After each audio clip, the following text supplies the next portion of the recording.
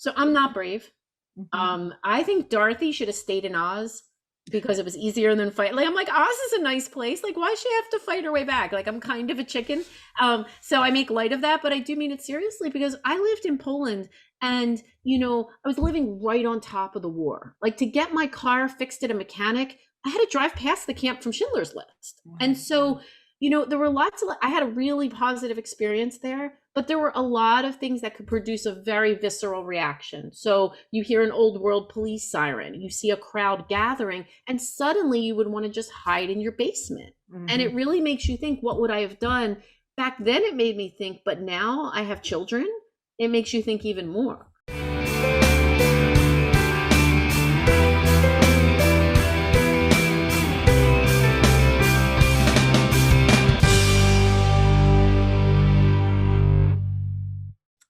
Welcome to Book Reporter Talks To, where today's guest is Pam Jenoff. I had the opportunity to interview Pam a couple of years ago at the Morristown Festival of Books, and it was such a great conversation. And it was about her last book. And I was so looking forward to having a reason to talk to her again. So I'm glad she wrote another book so we could do that. And not only is this her latest book, it's her latest New York Times bestseller, The Woman with the Blue Star. So welcome, Pam. It is so great to see you again. It is great to see you. Not as great as when I get to see you in person when we can hug again, but it will have to do for now. Thank you for having me. Isn't it? It just feels like a lifetime ago since we were anywhere. It's It like, is. I mean, seriously.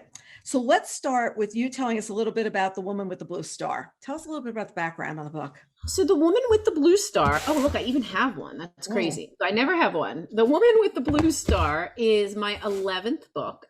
And if you're familiar with my work, which I know you are, Carol, but many people may not be, it centers around World War II and the Holocaust. And so this book in particular was inspired by a true story of a group of Jewish people who survived World War II by hiding in a sewer. And I don't mean hiding like they ran through the sewer on their way out. They lived in the sewer for more than a year. And so hearing about this, I was personally captivated. How did they live and who helped them? What was it like? And I was captivated by an anecdote of a young girl who looked up through the sewer grate and she saw a girl her own age buying flowers. And she was so struck by the disparity in their lives. And her mother said to her, someday there will be flowers. And so that was the jumping off point for my book. I imagined what would happen if the girl in the sewer and the girl on the street had had the chance to meet one another. And what would that have meant for both of their lives? wow. Now, at what point during the war were these people living in the sewer? Was it the 42, like when you set the book, or was it later? Well, I'm going to tell you. So, the actual people who lived in the sewer were in Lviv, Poland, or Right. Lviv, right on the border. And my story is set in Krakow, Poland. So, that affected the timeline. And I don't want to get the dates wrong because I had to look at when the Krakow Ghetto was liquidated and make that accurate. Lviv, you're still in that same time period in the, I'm going to say 42 ish, but I don't want to get it wrong. But Lviv was one of the cities that was liberated quite early in the war, and so by the Soviets. And so actually, I mean, make sure it was by the Soviets, but I think that's right. So actually, in real life, some of the people who survived the sewer, were kind of liberated en masse as a group and got to come up onto the street. And that was an image I did not get to use in the book. That was so powerful to me, of these people coming out of the sewer, and it was like the sunlight was blinding, and it was really powerful. Well, I have to tell you that I don't think I'll walk past a sewer again. I mean, we were out for a walk the other day, and you're looking and just picturing people living under there. And you were describing the smells, you were describing the being wet all the time, the fear of the rush of water that would come through the spring rains and whatever. And it was just this existence that we don't really think about, of like fortitude, of this is what you have to do. And when you were reading about these people, I know you were seeing the image of the flowers. Was there a lot about what it was like to live under the ground? Was there a lot about that? There was. So, first I find that the moment, and I call it the aha moment, because if I can find an idea that after 25 years of working with the war makes me go, then I'm hopeful that my readers will feel the same way. So the aha is finding the sewer. And then I start digging for resources. And if you're lucky as a historical fiction author, you find that one book nonfiction, right? Like a treatise and like a research reference book that has what you need. And there was a book called In the Sewers of Lviv by Robert Marshall. And that book had the detail, how wide were the pipes, and, did they have light, and did they have water, and what were the many dangers they faced. And so all of that detail, although my story is fictitious, all of that detail I strive to be accurate with. And that came from real sources. Wow. Wow. So you find this book, it's like this gold. It's like, oh, okay, what happened here? What's happened there? Did you have to have drawings of what the sewer would look like when you're describing what they would be crawling through? Or was it all in your head? Well, there are pictures. There are actual pictures. I've had a few on my website. And then there was this book, and the book had maybe not pictures of the sewer, it had more pictures of the people and the things going on. And then so I was actually, since my story's set in Krakow, I was all set to go to Krakow for research and meet the sewer experts and all of that. And my plane ticket was booked for March 11th of 2020, right? So you can feel that right there, that as things were getting worse and people were saying, oh, Pam, I don't know if you should go. I was like, I'm going, I'm going to wear the mask, because there was no other way to do it. My flight was canceled, right? And so I didn't get to go, but I'm very lucky. I lived in Krakow for more than 2 years, and I still have friends there, including in the US consulate in Krakow. And so those same friends that were helping me set up my trip then pivoted and helped me get in touch with the experts remotely, the sewer expert, the city expert. And they did this for me all as their own city was shutting down from COVID. So it was very, very special. Oh my gosh, I have goosebumps thinking of that, of like people just going, I'm going to go pitch in. But also there was another reason it was a good reason that you ended up staying home, because you had this emergency. Yeah, so I left. I was supposed to leave on March 11th and my flight got canceled. I was all bummed. March 12th, I had an emergency appendectomy. And so I would have been in the air over Central Europe somewhere when that happened. So fortunately, I had it right here in the United States.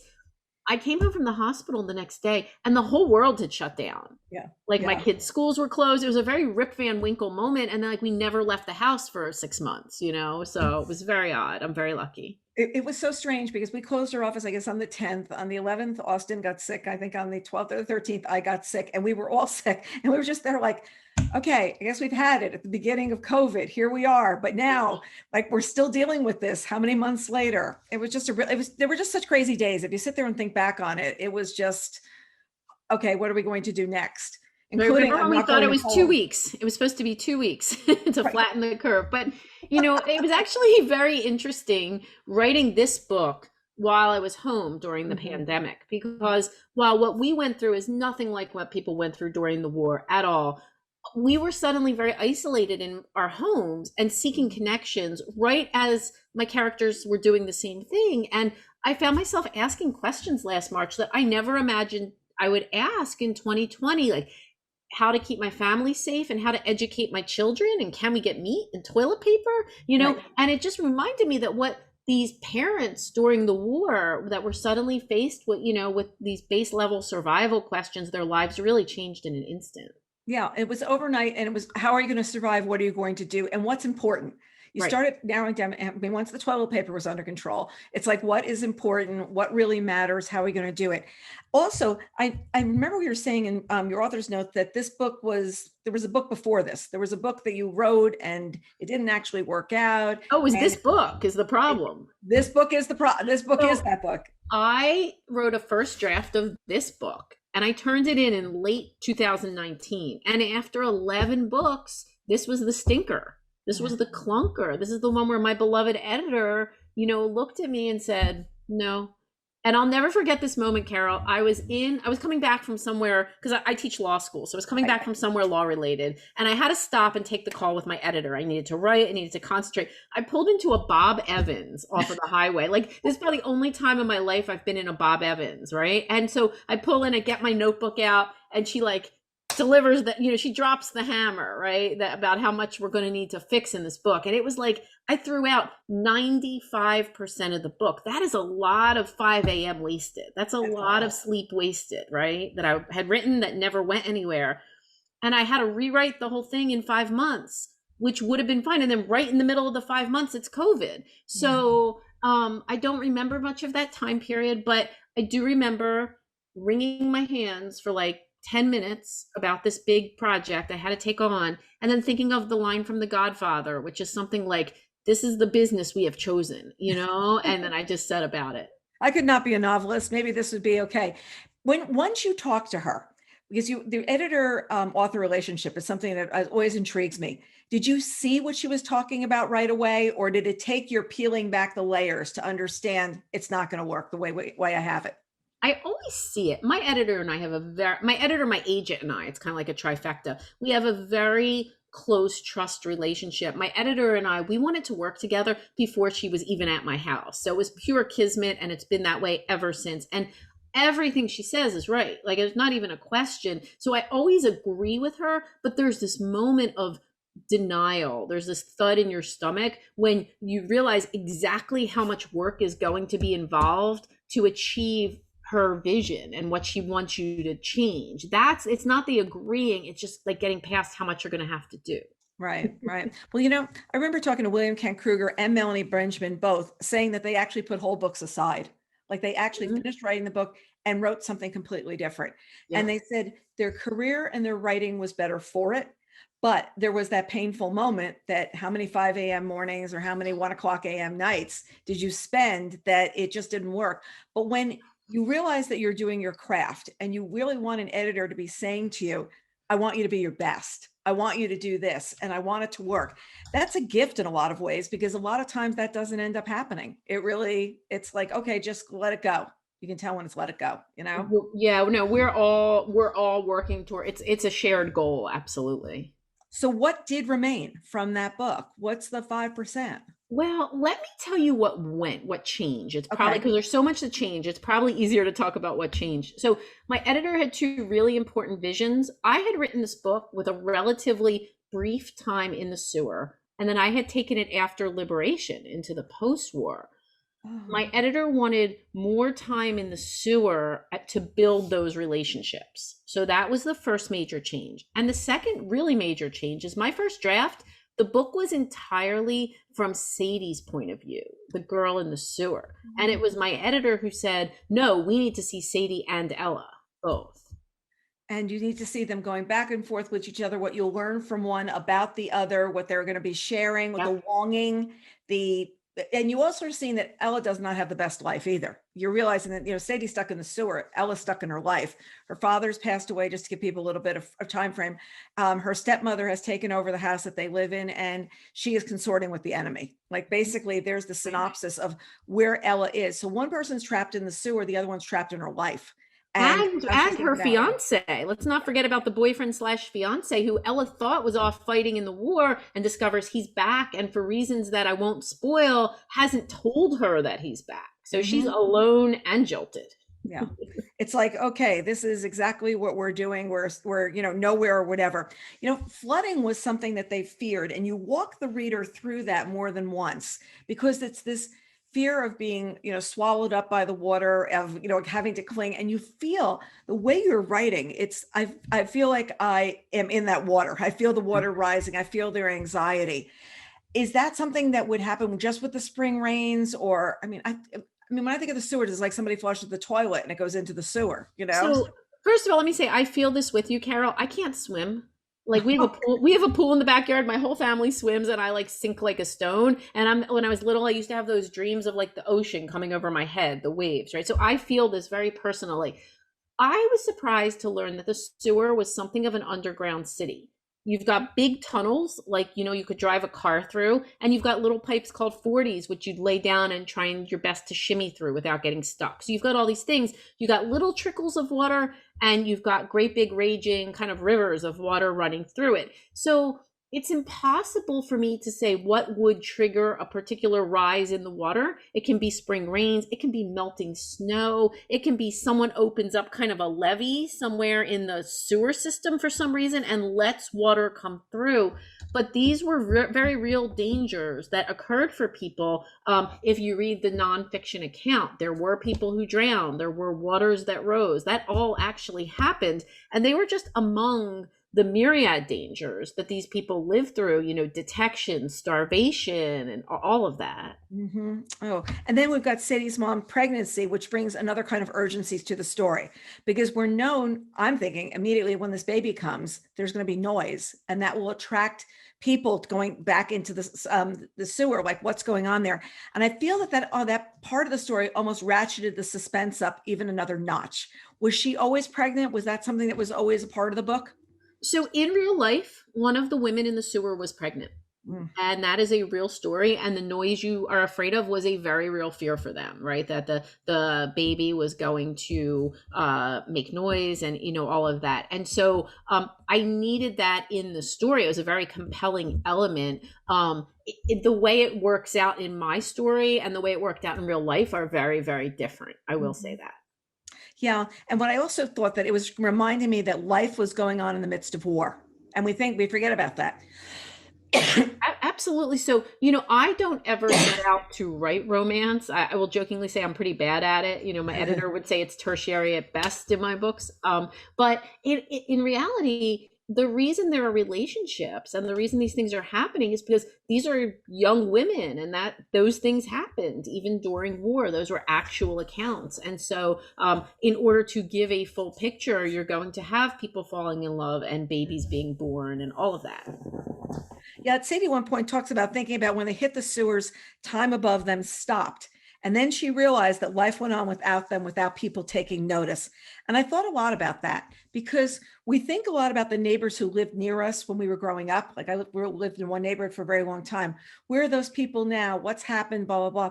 And I also know that after the war, a lot of people were thinking about their family, but were they also tracking the friends from the neighborhood, like the people that were left behind? And it had me thinking about that so much because we define our lives in so many ways. And one is neighbors and friends besides family. Yes, and one thing I want to show through all these different people and communities is that I don't ever want to paint history with a broad brushstroke. I don't like the black and white. I want the gray in there. And so you're going to see all of these different individuals and all of their different responses to war and crisis, individual responsibility. Do I help? Do I stand by? Or do I consort like the stepmother did? And so you've got all of these different kinds of responses going on in these communities of friends and neighbors. And, the people aren't all the same. Like the Jewish characters, right? There's Orthodox and there's less religious. And among the Polish people, for example, there are the city people and there are the villagers, all the stratification that existed. Well, I think his pronunciation name is Chris, Krys. Yes, Chris is fine. Yes. Chris at one point said, "This is war. Every one of us has to make compromises. Like no matter where you are, whether you're which side you're on or whatever, you're making compromises." And I thought that was such a great line because it's not like there's just winning and losing. Everybody's going to lose something somewhere along the way. Yeah, it's all about the dire circumstances and stark choices of war. And, I want to take the reader and put my reader in the shoes of Sadie or Ella or Chris and have that reader say, what would I have done? Like that compelling choice. I was thinking that throughout the book is what would I have done? Because I was not growing up to be a risk taker. I was not, trained to be a risk taker or whatever. And I think that if it's a book club discussion about this book, that's the one thing you'd be saying is, which one would you have done? Which person would you have been? Would you be the person that be smuggling this? Would you be fearful to be doing that? Or would you say, I have to be brave to help somebody else? And I don't know. I go back and forth on how I would feel. So I'm not brave. Mm-hmm. I think Dorothy should have stayed in Oz because it was easier than fight. Like, I'm like, Oz is a nice place. Like, why does she have to fight her way back? Like, I'm kind of a chicken. So I make light of that, but I do mean it seriously because I lived in Poland and, I was living right on top of the war. Like to get my car fixed at a mechanic, I had to drive past the camp from Schindler's List. Wow. And so, there were I had a really positive experience there, but there were a lot of things that could produce a very visceral reaction. So you hear an old world police siren, you see a crowd gathering, and suddenly you would want to just hide in your basement. Mm-hmm. And it really makes you think, what would I have done? Back then it made me think, but now I have children. It makes you think even more. Mm-hmm. And if they were not here when something happened, how would you get to them? What would you do to get to them? Yep. What the fight would be? I mean, even with Sadie's mother and what happens, it's that push pull back and forth of she's still the mother. She's still the mother, and she's the mother of the baby and this much older child. Yeah, she's the mother with these choices. And I used to think about that a lot. So I have three kids and they're all within 17 months of each other because I have twins. And I'd have these three babies and I'd be sitting kind of in my living room in suburbia thinking like, when the invading army comes over that hill, like how do I overland carry three children? I mean, it's the kind of thing you think about as a mom. Yeah, and it's always like, how will I protect them? I always equated on 9/11 of where was everybody? And the first thing you want to know is where were your kids and were they safe? Were they someplace? Where were they? How are they feeling? Should I go get them now? What should I do? And I think that that's our our moment, even though we were not, directly impacted. But I just felt like the whole time I was reading the book, it was okay, how would I do this? What would I do? Would I go down in the sewer to start with? I don't know. I'm Yeah. not sure. Even if your Right. It was parents are like saying go. just these choices, and every path you make the wrong choice, and there were just these really extreme consequences for your family. Yeah. And Ella's brother's in Paris and he gets Ella a visa to travel there. Was it that much safer in Paris at that point that he's saying, come, come?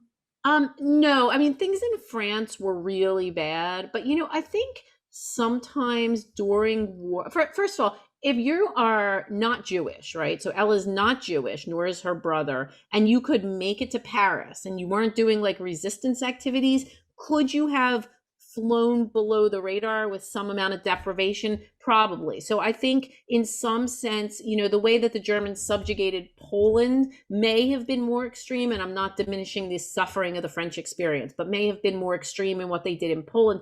It's also very relative what you perceive in history as better and worse. So let me give you a quick example if I can digress. Mm-hmm. I love post-war, like Paris, Berlin, post World War One, right? So there's this like Weimar Germany, right, in the early 1920s. Well, Jewish people thought that was like the center of the world. It was cosmopolitan. They thought that that was their place. They were safe. And so then you have hindsight, right? That it really wasn't at all. So I feel that same way as like thinking Paris is better, at least slightly, if you could get there, would be maybe a relative comparison. Yeah, and also she really doesn't have family where she is right now. She Right. doesn't have family with her stepmother, and her stepmother is just unbelievably cruel of the things that she's doing, and the way also in the whole house, the housekeeper's watching her, her mother or stepmother's watching her. They're watching her every move. Like, why did you go to that place in town? Why were you there?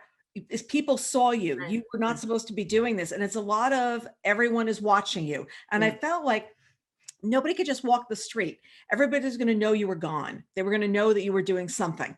And so let me say, now that you say that, I haven't thought about it before, but it might be reflective of my own experience. Krakow is like a beautiful big city, but it's also kind of like a small town, especially in the center. So when I went to Poland in 1996, I was one of 8 Americans, right? And everybody knew who you were. And like, someone once remarked to a Polish person, we saw, Pam from the consulate wearing sweatpants the other day. Do you think she was running? So it was very much like living in the fishbowl. And so I wonder if some of that reflects in Ella's experience there. Yeah, because it was definitely, she's going to go out. Why are you going? What are you taking? And everybody is counting the food. Like if I felt like if there was a crumb missing, there was going to be like a trial over where did that crumb of food go? Where did you take this? What did you do? And her stepmother is consorting with the enemy to get certain things that work for her. How many people were there? A number of people that were doing that when you've done research? Was that a small number of people? So it would be really impossible to say, right? So my thing about the war is all about individualized responses, right? So I don't know, like it's hard to say this group did this or that. So I don't have any documentation of it. It's also responses were different from country to country, right? So some countries probably, and I don't want to generalize, there may have been more people in Austria who collaborated, right? Clearly in places like the Netherlands or Holland, collaborators were ostracized by society. So it very much is a national response. And I never know how to answer that question for Poland because I loved Poland. I had a wonderful time there, but that's not always a prevailing view among Jewish people, right? So they have a certain view of the past. And so it's really interesting. On one hand, Poland has more Jews, more people in the righteous Gentiles in Yad Vashem than any other country, right? Because the war was there. But on the other hand, there's obviously a centuries long pattern of anti-Semitism that can't be ignored. So I think collaboration is a really tricky question on a national level. All we can do is look at individualized responses. Individual responses, what happened when you were in Poland? You were there for 2 years. A little over two, yes. 2 years. Was it a great experience being there? Like, was it, well, first of all, did you want to go? Like when you were sent to the State Department, said you're going there, how did you feel? So when you join the State Department, at least back then, I think it's changed. You enter with a class of people, like 30 people, and there's these jobs and you bid on them. And I think I'm the only person who wound up in Europe in that round. A lot of my friends were in Honduras and Nigeria. I wanted Krakow. I had been to Eastern Europe because before that I worked at the Pentagon, and I had gone to Slovakia with my boss, and I'd lived in England, and I'd gone Eurorailing in Prague. And I knew immediately that when I'm in Eastern Europe, I feel this sense of connection, and I would refer to it as what they call Yiddishkeit, like this sense of Jewishness, that it comes from our people live there for 800 years. And so like there's this real connection to kind of the soil. And I love Eastern Europe, so Central Europe. So I asked for Krakow, I get Krakow. And then I realized I'm about to spend like multiple years of my life in Krakow. And it was a bit of a moment for me and my family. You know, I had a Russian grandmother who lived to be almost 94 who said, like, why are you going back? We worked so hard to leave that part of the world. But I went, and it was hard. I mean, if you picture in 1996, we did not have cell phones. We did not have the internet. And so I went halfway around the world by myself, you know, and it was a really hard, really wonderful experience. I'm so changed by it, and I still have such close connections to the country and the people and in my writing. So it was definitely a transformative experience, and I'm so happy I went. Yeah, so you are happy when, and then did you come back just because it was the end of the cycle of being there, or was it, I want to come home? It was the end of my tour, and I was actually supposed to, I think, go to London next. And at that point, I was in my upper 20s, and you know, I love the State Department. They are the finest people, finest group of people. My entering class, but for COVID, we would have had our 25-year anniversary last year, and we're all very, very close with one another, and I admire them so much. But for me, the lifestyle of foreign service, in terms of wanting children and a family, in terms of being away from my own family for years at a time, was not for me. And so I said, look, I have no viable career option back home. And I wound up going back to the United States and going to law school after that. Oh, so you went to law school later. I thought you were After going to law Poland. school. Oh, after you went back to law Yeah. school. Yeah. And then you were a lawyer for a while, and then decided, like most people, I don't want to be a lawyer.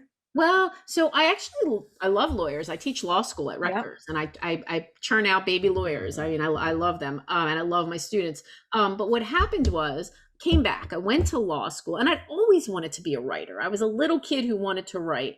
I never got started. So I graduate from law school, and I start working at a big firm in Philadelphia on September 4th, 2001. It was a Tuesday. And 1 week later, 9/11 happened. And that was the aha moment for me, because I said, I've always wanted to be a writer. And if I had been a 9/11 victim, I never would have achieved my dream. I have to get started. Like, time is ticking. And so I took a night course, and it was called Write Your Novel This Year. And I started working on Commandant's Girl. But the catch was that I was still a lawyer at a firm, and I still had $1,000 a month in student loan debt to repay. So I couldn't go be a writer. I had to write alongside and, you know, in the early mornings to make that happen. So I did. I was at a firm, I was in-house, and I've been on the faculty at Rutgers Law for about 12 years now. Wow. And do you enjoy teaching? Love it. But Rutgers is amazing. Our students are hardworking, unentitled, you know, some are first generation college, and it's a spectacular joy to help them get where they're going. Yeah. And to just be saying, okay, these are the people, this is the next generation, and I'm grooming them. There are some students that, I mean, I don't want to tell their personal stories, but there are a few students who I refer to as like the reason I teach, you know, there's a couple of those. So Oh, I love that. I absolutely love that. So the book has a terrific ending that we're not going to discuss, but did you know you were heading there right from the start, or was that something that evolved along the way? So I am a pantser, and I know you know what I mean, right? There's two kinds of writers: the plotters, who are the dear souls who outline and make everything look pretty, and the pantsers, who just like throw up words on a screen for months and months. And I'm a pantser, which means I have an idea and I just start throwing words down. And the reason that's important for your question is I'm never really sure what the beginning is versus what the end is, because it all happens at once. And so usually I have an opening image, I have some idea where I wind up, and then I have a couple of lighthouses along the way, like high moments I can see, but I don't really know much. And so I kind of knew with the prologue, epilogue, that was going to be the bookmark for the story. But what actually happens in that epilogue at the end was not predetermined and was surprising to me. And How's was that for answering without answering? no, it's great. And was that in version one or no? Was that Oh, ending? that's a really interesting question. I'd have to go back and look, because version one was so different. I mean, Right. they came to America, they were out in the Midwest. Like I had them all over the place, and I really liked that, but it definitely wound up in a better place. So I would have to go back and look. I'm not sure. Well, we were talking to Kristen Hahn a couple of months ago, and she threw out 350 pages before the book that you saw now, The Four Winds. She had the Oh my story from a goodness. totally different point of view. Everything was completely different. And she did the same thing with The Great Alone. The Great Alone, that was the third version you see now. There were two other versions of that book. Oh wow. So I think that what it says is sometimes you just got to be making these changes in order to make the story completely work. The components are there, but it's sort of like you're putting a car together, and if you put the pieces in the wrong place, it's not going to run. And that's what ends up happening. That's a brilliant analogy. Yeah, it's just, well, believe me, Thank sometimes God for cut and paste. cut and paste. I think about what writing must have been like when all you were doing was handwriting, though I was doing that in college because it was pre-computer days. It was electric typewriters. That's how old I am. And we would actually, I would be writing and I would actually be cutting and pasting, like cutting and scotch taping the story back together and then retyping it before I could take it to class. And I think about how much time would have just been saved if there were computers back. I would have gotten a lot more sleep when I was in college. Oh yeah, I lugged a typewriter across Washington Square Park for my first year law school exams at NYU. I remember that, like a typewriter correction fluid. Yes. Oh my goodness, I could not have made it back then. No, you just because it would have been like, oh, where the pages, where did they go? And I remember I used to be typing and I used to go all the way across the floor and then I'd reel it in to be typing before I'd go to class. It was the 11th hour all the time. And it's funny you say like 1996. That's when we started the book report, believe it or not. We were with one site on AOL back then. I And, love serendipity like that. I and love we it. were doing that because at the time there was no place to learn about an author except the back of a book where it said like she lives in New Jersey with her husband and her children, or Yeah. Pennsylvania with her husband and children,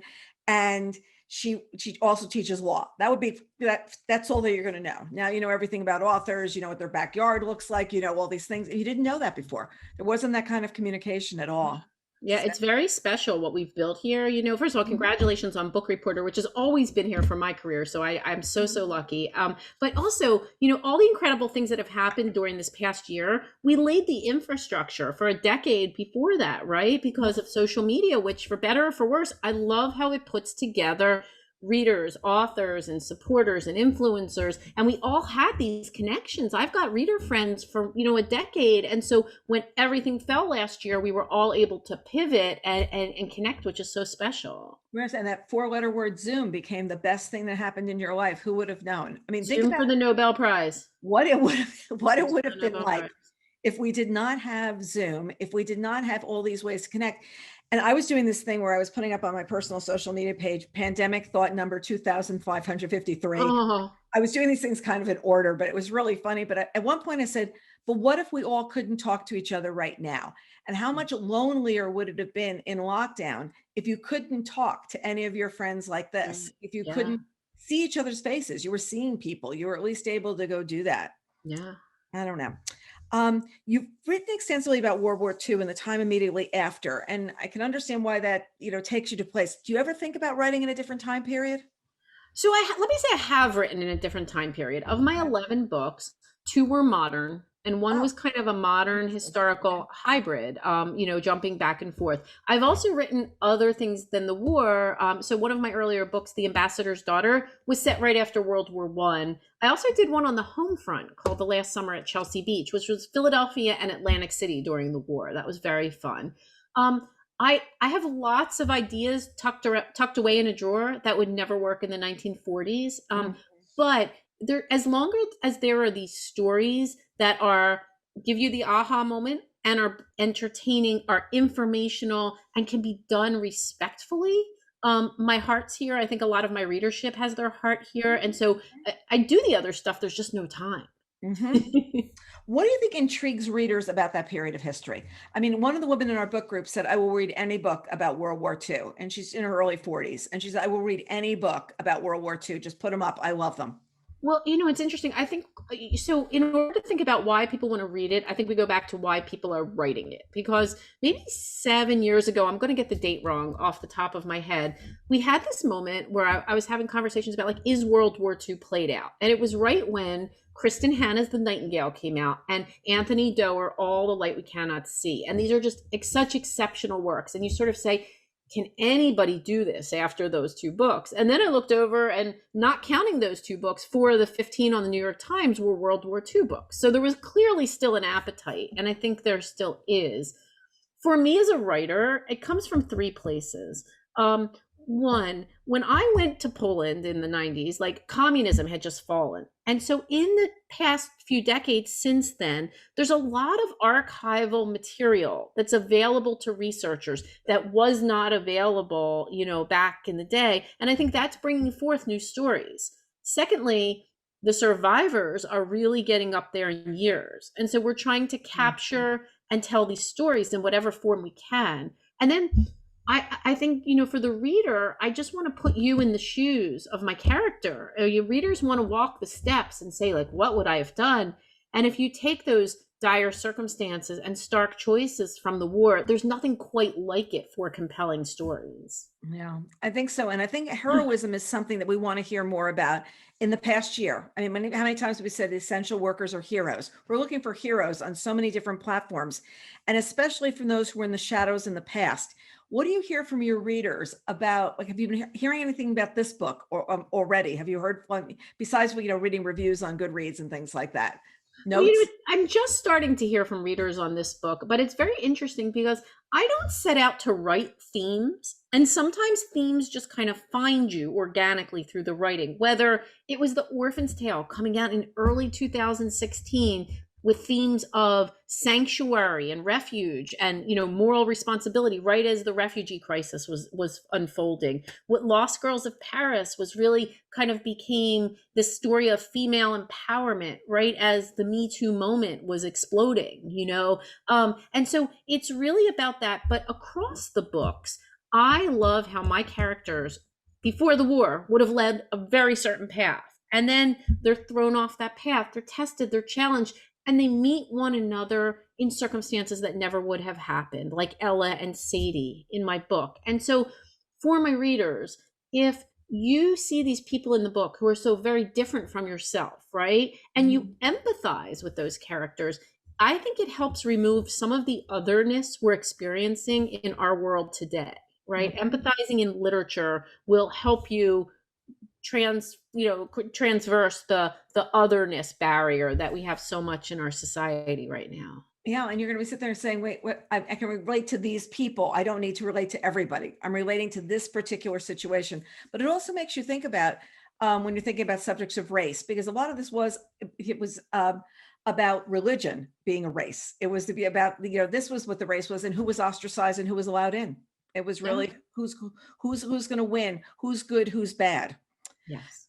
So do you consider yourself a historian as well as a novelist? Do you think that you're telling history at the same way?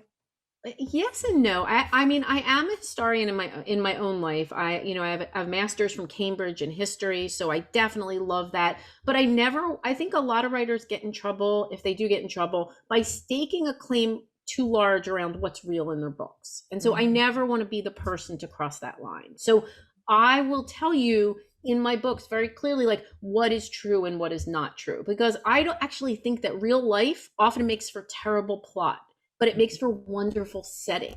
So I don't seek to write the true stories, but I want to use the true stories to create the fabric. And I never want to cross that line by overstating what I do. And I think that one of the things we were coming across was hunger. Like, there was a constant hunger And I think hunger's a big metaphor in this book, the hunger to get out of where you are, the hunger to go someplace besides the hunger for food. I mean, just every single day it's scrapping and getting on another line for food. And, we thought toilet paper was bad. Think about doing that every single day just for something to eat, and how little people would have to eat. They'd have potatoes. They'd have like X number of potatoes to last X number of days. I think that those are the things that when you sit there and think about, go back in your own kitchen and sit there and look and say, oh, like, Mm. there's so much.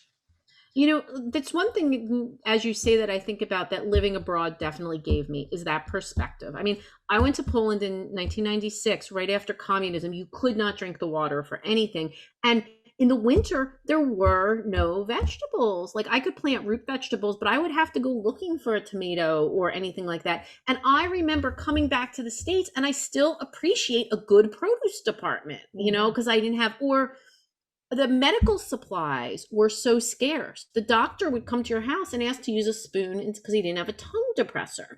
And so I came back to America and I saw my brother, who's a doctor, blow up a rubber glove, like tie it off to amuse a patient. And he meant it well. And I had this like, you're wasting supplies kind of thing. So I think that experience makes me feel it, but yes, certainly it's something I wish I could instill in my children, that how much we have here. There is, I can't remember the name of the author. He was an outdoor adventurer and he got his arm caught between a rock. I can't remember what the name of the book is right now. Believe me, I remember this book every single time I'm in the kitchen. And you know how there's a little bit in the peanut butter in the bottom of the container? Yeah. It makes me crazy because I remember this guy being out in the wilderness and wanting like this little drop of water and keeping this water that was this much going for how many days. Yeah. And I think about that book so much. And I finally confessed to my husband one day, I said, do you know why I'm so nuts about this stuff? Let me tell you about that book. And Yeah. but it's one of those things where that little bit would have mattered. And Yep. throwing out that little bit, I always think about after reading that book. And I remember what the name of it is, Yes. but I don't remember now. Um, when you talk to book clubs and have discussions, I take it you do speak with book clubs. Sure, absolutely. Is there anything that they bring you as surprises about your work? Like, oh, I never saw that. Oh, All the time. Lots of the themes that I never think of until, they say it and I'm like, "Oh, yes, I meant that, definitely." But one of my favorite things about book clubs is they will ask about stuff that happens off the page. Like, did such and such happen to so and so? And I'm like, like to me, I don't write the gray area off the page and I love how much they think about it. yeah.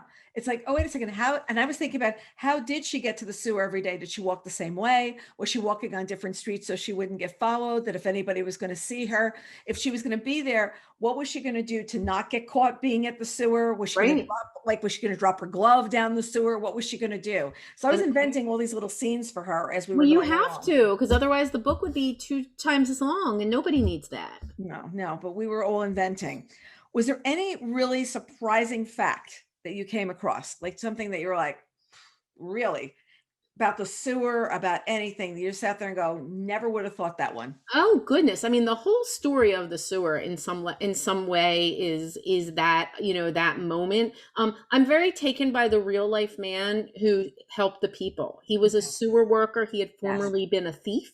And the things he did for them were really quite extraordinary. I mean, he brought them food. He brought them food after they had no money to pay him. He went around the city to different markets so he didn't get caught risking his own family when he was doing this. He didn't just bring them food. He brought them books. He brought them Jewish items, other things to sustain them.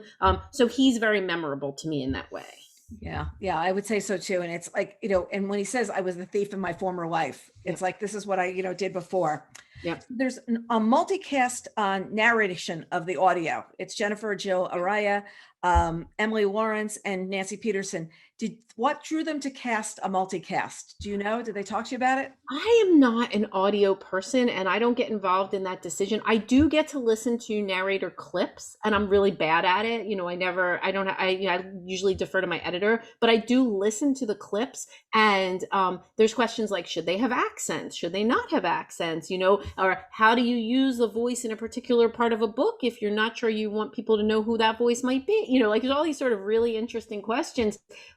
It's a beautiful finished product and I'm so grateful to the talented people who spoke on it. Oh, that's so great. How about the cover? Well, first of all, was this always the title?